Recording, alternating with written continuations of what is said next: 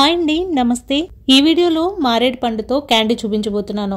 మీలో ఎంతమందికి మారేడు పండు గురించి తెలుసో అనేది తప్పకుండా ఒక్కసారి కమెంట్ చేయండి. అయితే దీన్ని ఎలా తయారు చేయాలనేది చూసేద్దామా. ముందుగా అయితే బాగా పండిన మారేడు పండును తీసుకొని ఈ పండుని పగలకొట్టి లోపలున్న గుజ్జంతా కూడా తీసేసుకోవాలి. అసలు క్యాండీ అనేది రేర్గా చేస్తారు, ఎక్కువ దీంతో జ్యూస్ తయారు చేస్తారు. జ్యూస్ అనేది దీంట్లో ఉన్న గుజ్జంతా తీసి మిక్సర్ జార్లో వేసి గ్రైండ్ చేసేయడం జ్యూస్ అయితే అవ్వదు. కానీ దీన్ని జ్యూస్ చేసే పద్ధతి కూడా చాలా వేరుగా ఉంటుంది.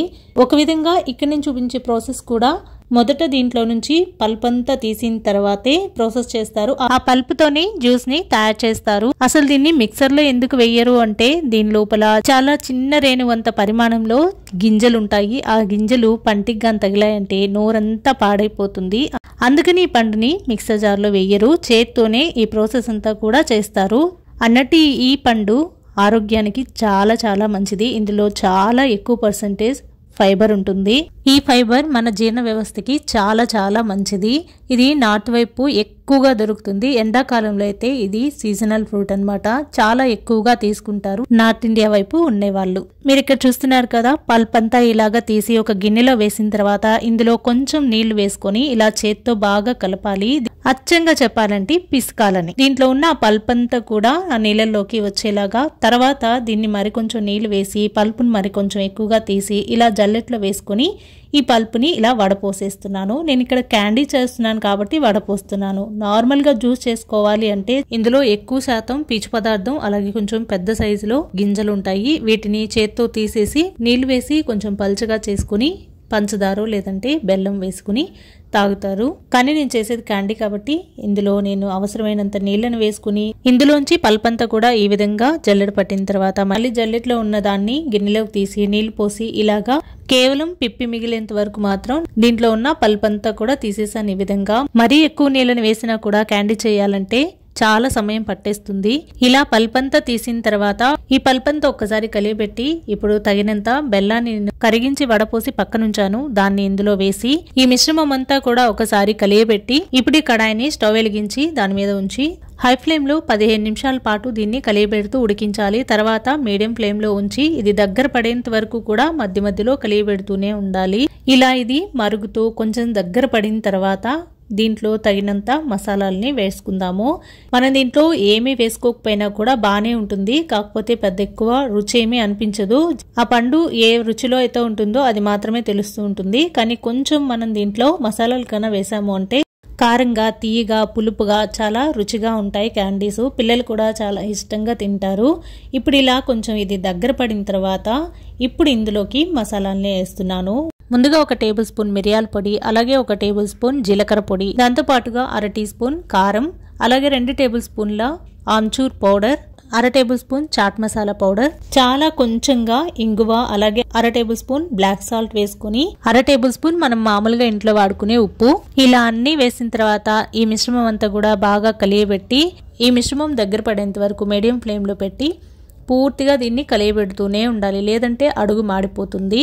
ఇది క్యాండీ రూపంలోకి రావడానికి మాత్రం చాలా టైమే పడుతుంది. మీరు అంత సమయం మా దగ్గర లేదు అనుకుంటే మీరు దీంట్లో కొంచెం కాన్స్టార్చ్ ని నీళ్ళల్లో కలిపి వేశారు అంటే మీరు క్యాండీ చేసుకోవడానికి ఇది పర్ఫెక్ట్ కన్సిస్టెన్సీ అనేది వస్తుంది. నేనైతే అవేమీ వేయట్లేదు ఇందులో. ఇప్పుడు వేసిన మసాలాలు కాకుండా మరే పౌడర్స్ కూడా నేను ఇందులో వాడట్లేదు. నేను పూర్తిగా దీన్ని ఇలాగే ఉడికించి ఇలా దగ్గర అయిన తర్వాత పూర్తిగా ఈ కన్సిస్టెన్సీలోకి వచ్చిన తర్వాత ఇక్కడ మీకు ప్లేట్లో వేసి కూడా చూపిస్తాను చూడండి. ఇంతసేపు ఇది ఉడికిన తర్వాత స్టవ్ ఆఫ్ చేసి పూర్తిగా చల్లారనిచ్చి తర్వాత దీన్ని ప్లేట్లో వేస్తే ఇది వేడి మీద జారిపోతుంది. కానీ తర్వాత అయితే ఇది కొంచెం గట్టి పడుతుంది. కానీ ఇంత గట్టి పడడం కూడా మనకి క్యాండీ చేసుకోవడానికి వీలు కాదు. అందుకని నేను దీన్ని ఒక ప్లేట్ కి కొంచెం నెయ్యిని అప్లై చేసి ఈ క్యాండీ మిశ్రమాన్ని అంతా కూడా దాంట్లో వేసి ఒక 2 రోజుల పాటు ఎండలో ఎండబెట్టాను. మరీ ఇది గట్టిగా అయ్యేంత వరకు ఎండబెట్టాల్సిన అవసరం లేదు. అలా అయితే చాలా రోజులు పడుతుంది. కేవలం ఒక 2 రోజుల పాటు ఎండబెడితే మనకు కావాల్సిన కన్సిస్టెన్సీలోకి ఇది వచ్చేస్తుంది. అప్పుడు మనం క్యాండీ తయారు చేసుకోవచ్చు. అయితే ఇలా ఎండబెట్టడం వల్ల ఇది ఎక్కువ రోజులు నిల్వ ఉంటుంది. దీంట్లో ఉన్న తేమంతా కూడా ఆవిరైపోతుంది. దీనివల్ల ఇందులో ఎలాంటి ఫంగస్ కూడా చేరకుండా ఉంటుంది. ఒక రోజు బాగా ఎండిన తర్వాత ఇప్పటికీ ఇందులో చాలా తేమ శాతం ఉంది. ఇదంతా కూడా ఆవిరయ్యేంత వరకు ఎండబెట్టాలి. మంచి ఎండలో మరొక రోజు దీన్ని ఎండపెడదాము. ఈ లోపు దీన్ని మళ్ళీ మరోవైపుకి గరిటతో తిప్పి దీన్ని ఈ విధంగా మళ్ళీ ప్లేట్ మీదే అప్లై చేసి మళ్ళీ ఒక రోజు పాటు పూర్తిగా ఎండలో ఎండబెట్టిన తర్వాత చూపిస్తాను మీకు. ఈ లోపు దీన్ని అయితే ఎండలో పెట్టేస్తాను. మంచి ఎండలో పెడితేనే 2 రోజుల లోపల మనకు కావాల్సిన కన్సిస్టెన్సీలోకి వచ్చేస్తుంది. ఇది బాగా గుర్తుపెట్టుకోండి. ఒకవేళ ఎండ తక్కువగా ఉందంటే మాత్రం ఒక 3 రోజుల పాటు ఎండలో ఉంచండి. దీనిపైన ఏదైనా పల్చగా ఉన్న క్లాత్ వేసి ఉంచండి. దానివల్ల దుమ్ము పడకుండా ఉంటుంది. ఇలా మరొక రోజు నేను మంచి ఎండలో ఎండబెట్టిన తర్వాత మీకు ఇక్కడ చూపిస్తున్నాను చూడండి. ఇది ఇప్పుడు కావాల్సిన కన్సిస్టెన్సీలోకి అయితే వచ్చింది. ఇప్పుడు ఈ మిశ్రమాన్ని ప్లేట్ నుంచి వేరు చేసి ఇలా ముద్దగా చేసి చేతికి కొంచెం నెయ్యి అప్లై చేసుకొని దీన్ని విధంగా నేను ఉండల కింద చేసుకుంటున్నాను. చేతికి మీరు నెయ్యి కాకపోయినా నూనెనా అప్లై చేసుకొని వీటిని క్యాండీ కింద తయారు చేసుకోవచ్చు. మీకు నచ్చిన షేప్లో వీటిని నేను ఇక్కడ చిన్న చిన్న ఉండలుగా తీసుకొని రౌండ్ షేప్లో చేసుకుంటున్నాను కదా. మీరు ఒక్కసారిగా పెద్ద ముద్ద తీసుకొని దాన్ని మనం రోల్ లాగా చేసి చిన్న చిన్న పీసెస్గా కట్ చేసుకొని కూడా తయారు చేసుకోవచ్చు. దానివల్ల కొంచెం తొందరగా కూడా అయిపోతుంది.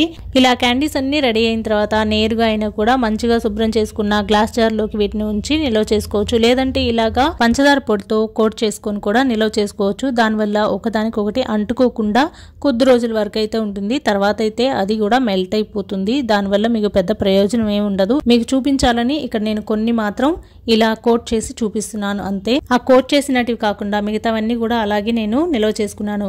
వీటిని 6 నెలల పాటు మనం రూమ్ టెంపరేచర్ లో ఉంచి నిల్వ చేసుకోవచ్చు. ఫ్రిడ్జ్ లో కనిపెడితే సంవత్సరం అంతా కూడా నిల్వ ఉంటాయి. మీకు కనుక మారేడు పండు దొరికితే దాంతో ఏదన్నా కొత్తగా ట్రై చేయాలనుకున్నప్పుడు ఇలా ట్రై చేసి చూడండి. అది కూడా మీకు నచ్చితే. ఇంతేనండి, మారేడు పండుతో తీగా పుల్ల పుల్లగా ఉండే క్యాండీస్ని మీకు చేసి చూపించాను. మీకు ఈ వీడియో ఎలా అనిపించిందో అనేది తప్పకుండా కమెంట్ చేసి అయితే చెప్పండి. ఈ రోజుకైతే ఇంతే వీడియో. మళ్ళీ మరో వీడియోలో కలుస్తాను. అంతవరకు నమస్తే. Thank you for watching.